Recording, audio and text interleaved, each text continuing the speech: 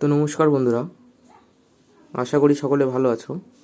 আজকে আমরা কথা বলবো ফেসবুকের সাথে ইনস্টাগ্রাম আইডি কানেক্ট করা, সেটি ডিসকানেক্ট কিভাবে করব সেটি নিয়েই আজকে আমরা কথা বলবো। তো চলো দেখে নিই। আমরা প্রথমে চলে যাব ফেসবুকে গিয়ে থ্রি ডটে চলে যাব। থ্রি ডটে গিয়ে নিচের দিকে চলে আসবো সেটিংসে। এখানে সেটিংসে ঢুকে যাবে।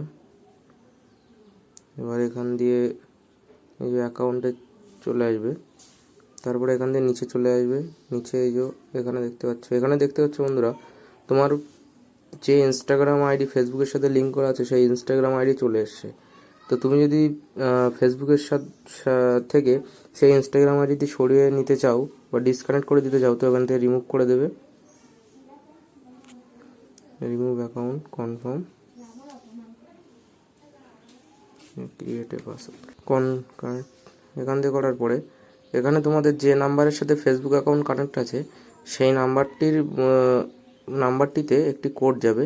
সেই কোডটি এখানে দিতে হবে।